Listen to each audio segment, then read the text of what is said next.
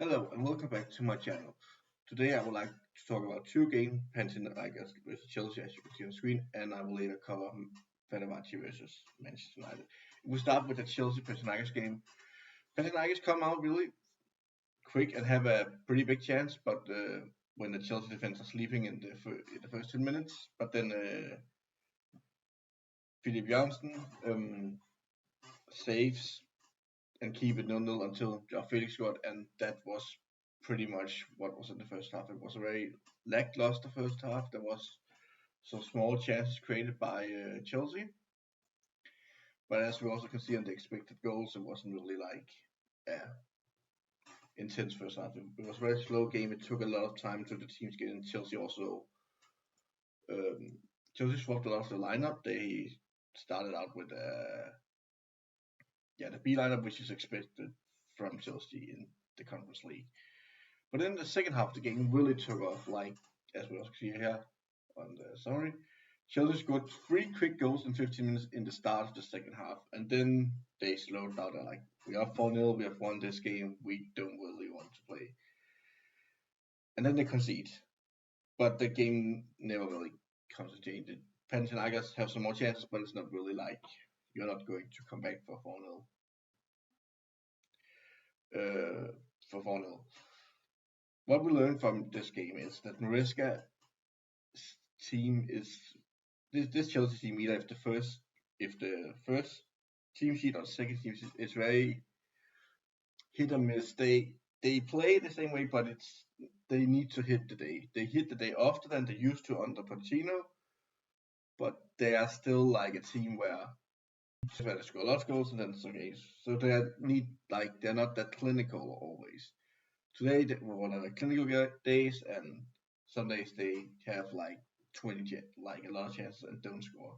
So that they need to work on consistently scoring goals, like not this game but in other games, and then they will be a really dangerous side that can challenge for the top four spot in the Premier League this season and maybe the title next season, depending on what happened with Manchester City and how many players Arsenal can keep after failing to win the league again, and what we how Liverpool develop on Arne Slot, or it could develop backwards since they have started really good.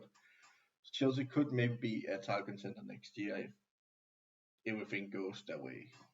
Like a dark horse, they are not like favorites to win the title, depending on everything that happens with the top three teams league. But they will definitely, in my opinion, get top four in the Premier League this year. It's between them and Aston Villa.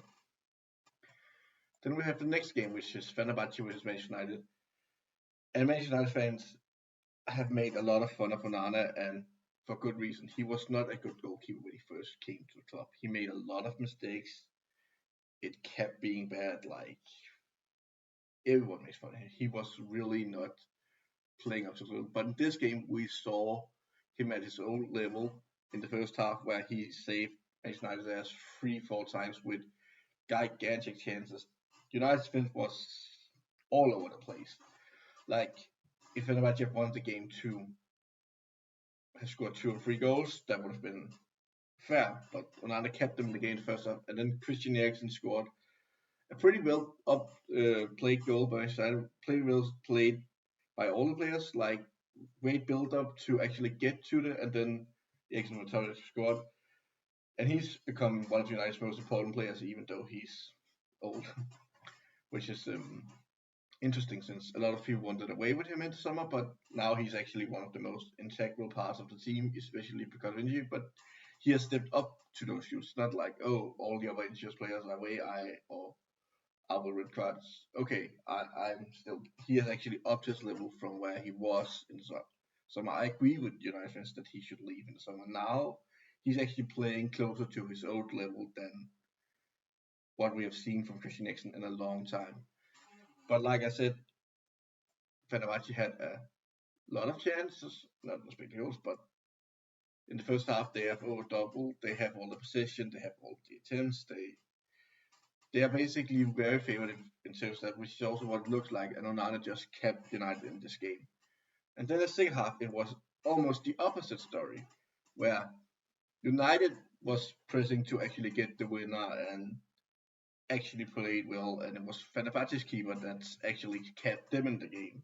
So it was like a half of two goalkeepers. Like in the first half, Onana kept United in the game, and in the second half, Fenerbahce's keeper, which Jakovic, kept them in the game, which is also why you can see that both keepers have a decent rating of 7.1 and 7. Then let's talk about the penalty situation and the red card to Mourinho. In my opinion, if you think the reason it's not a penalty is because the ball is not in playing, the ball is not in area of him to play the ball. But like he is clearly taking out the box, and I understand why some Fenerbahce fans feel like that was a decision that went against him. But since the ball was out of his playing zone, like not close enough to him, but still, like you can't just take a player down. So it should have been a penalty. Which I understand why Mourinho got mad, but it's pretty funny that Mourinho, like we all know, gets a red card again. Like I understand why he got mad. In my opinion, that was a penalty because you can't just take people out of the box even if they're not in playing distance of the ball. But yeah, Mourinho get a red card. Like that's not right. And English clubs is not that well with injuries. It's another game where they swap one in and then they need to take him out. And that actually gives United a problem because now they're up to, look at the injury list. Ignore, but add Anthony to this injury list. United has not been like, they are actually playing with a very damaged squad. They have now 7 injuries and a lot of them in key position. Like they're Wonderkid Manu injured, Maguire injured, Mason Mount injured, Shaw injured still. You're injured. Like they have a lot of problems with injury, and you can see it here. They're not even like putting a full squad in with the bench, which is where I'm coming, especially with how much money that's with. But it's fair when you have 6 to 7 injuries and a red card. So yes, but like I think Ten Hag is done after this season. He needs to get a miracle and win the league and a lot of cups if he needs to stay, because United is way too inconsistent under him. One game they're good, the next game they're bad. Then they were good, then we're bad. Like sometimes it's even in half. Like the first half was really bad from United, and then the second half was really good. Like I said, they were owning the game in the first half, even though it was good in the first half.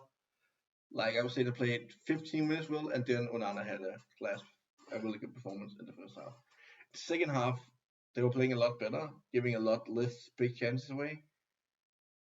But still, like it's way too consistent. It's like it's like a Jekyll Mr. Hyde syndrome when they're like, oh, in the first half we're playing well, in the second half we are just hiding. Like it's so annoying, Steve. If I was a Manchester United fan, I would honestly want my magic on because this cannot continue.